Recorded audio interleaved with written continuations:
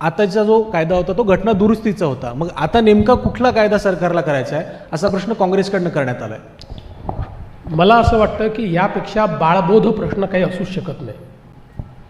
कारण असं आहे की 2023ला जो आपण कायदा केला होता किंवा जे संविधान संशोधन केलं होतं त्याच्यामध्ये आपण जे सेन्सस धरलं होतं ते 2026चं सेन्सस धरलं होतं.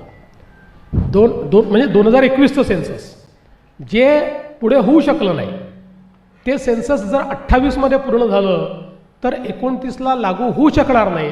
म्हणून 2011चं सेन्सस उपलब्ध आहे त्याप्रमाणे जर आपण केलं तर आपलं 2029मध्ये लागू होऊ शकतं. त्यानंतर 10 वर्षांनी पुढच्या सेन्ससनंतर त्याच्यामध्ये सेन्ससच्या आकडेवारीप्रमाणे इंटरनल जी काही त्या त्या राज्यात ॲडजस्टमेंट आहे ती केली जाऊ शकते. त्याकरता जाणीवपूर्वक 10 वर्ष अशा पद्धतीनं महिलांचं आरक्षण थांबवणं योग्य नाही. म्हणून हे विधेयक आलं होतं. काँग्रेसला सगळं माहिती आहे. जर NDA जवळ 2/3 मेजॉरिटी असती तर हे विधेयक एकमताने झालं असतं. याला काँग्रेसने विरोध केला नसता, याला सपानी केला नसता, याला उबाठानी केला, कोणी याला विरोध केला नसता. त्यांना ही अपॉर्च्युनिटी दिसली पण त्यांनी चुकीच्या ठिकाणी अपॉर्च्युनिटी शोधली. एखाद्या दुसऱ्या प्रश्नावर जर त्यांनी विधेयक पाडलं असतं तरी आपण मान्य केलं असतं.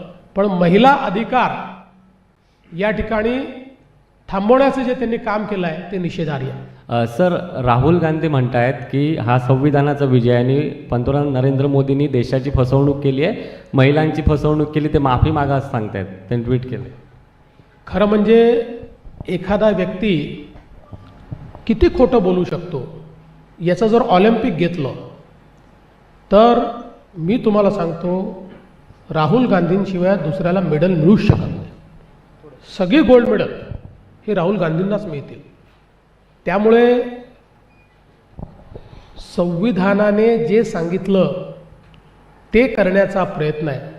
खरं म्हणजे आपण जर कॉन्स्टिट्यूशन ज्यावेळेस आपलं संविधान तयार झालं त्यावेळेस संविधान सभेच्या डिबेट जर बघितल्या तर भारतरत्न डॉक्टर बाबासाहेब आंबेडकर हे सर्वाधिक महिला रिप्रेझेंटेशन करता चिंतित होते आणि आग्रही होते.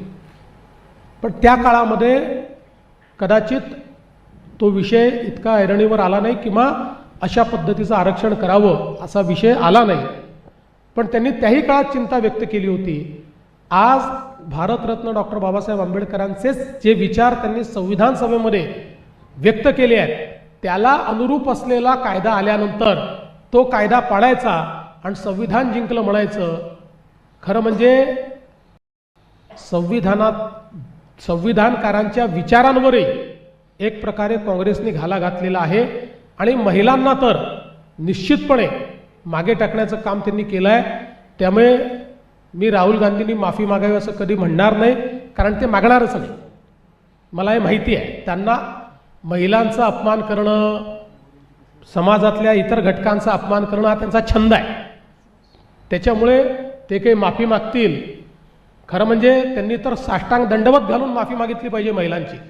पण मला माहिती आहे त्यांचा तो स्वभाव आहे. प्रियंका गांधी म्हणतात की हा मुद्दाच मुळात महिला आरक्षण विधेयकाचा नाही आहे, तर हा मतदारसंघ पुनर्रचनेचा आहे. त्या स्वतः महिला खासदार आहेत, विरोधी पक्षाच्या नेत्यासुद्धा आहेत.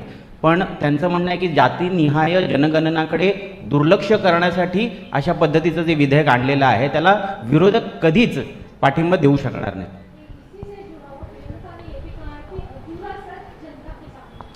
पहिली गोष्ट, मी प्रियंका गांधींना दोष देणार नाही. त्या नवीन आहेत, त्यामुळे अजून त्यांचा पुरेसा अभ्यास झालेला नसेल म्हणून पुन्हा सांगतो. कारण त्या 2023 नंतर आलेल्या आहेत. 2023ला आपण ज्यावेळेस महिला आरक्षण विधेयक मंजूर केलं त्यावेळी आणि 2002चं जे काही आपलं कॉन्स्टिट्युशनल अमेंडमेंट आहे या दोन्ही गोष्टींमुळे डिलिमिटेशन आणि सेन्सस या 2 गोष्टींशिवाय महिला आरक्षण विधेयक लागू होऊ शकत नाही. म्हणून डिलिमिटेशनची प्रोसेस सुरू करणं आणि सेन्सस न झालेलं असल्यामुळे 2011च्या सेन्ससनी ते डिलिमिटेशन करणं, या 2 गोष्टी केल्याशिवाय 2029मध्ये महिला आरक्षण विधेयक लागू होऊ शकत नव्हतं. हे कदाचित प्रियंकाजींना त्यांच्या लोकांनी समजावून सांगितलं नसेल म्हणून त्यांनी असा आरोप केला. दुसरं, या संपूर्ण विधेयकाशी ओबीसी जनगणनेचा कुठलाही संबंध नाही. ओबीसी जनगणना ठरलेली आहे. त्या संदर्भात जनगणना जी आहे त्याच्यामध्ये पहिला टप्पा जो आहे त्या टप्प्यामध्ये घरं आणि इतर सगळ्या गोष्टींची जनगणना होते. त्यानंतर व्यक्तींची ज्यावेळेस जनगणना होते त्यावेळी अशा पद्धतीनं जातनिहाय जनगणना पहिल्यांदा इतक्या वर्षानंतर, कारण याच्यापूर्वी सेन्ससमध्ये जातनिहाय जनगणना झालेली नाही, 2031 नंतर झालेली नाही. त्यामुळे ती पहिल्यांदा मोदी सरकारने मान्य केलेली आहे. इतकं जर ओबीसींच्या बद्दल प्रेम होतं तर इतके वेळा प्रत्येक जनगणनेच्या वेळी, म्हणजे काँग्रेस सरकारच्या 50 वर्षाच्या काळात प्रत्येक जनगणनेच्या वेळी ॲटलिस्ट 2070 नंतर तर दर जनगणनेला ओबीसीची जनगणना करा असा त्या ठिकाणी आग्रह होता. काँग्रेसने तो कधीच मान्य केला नाही.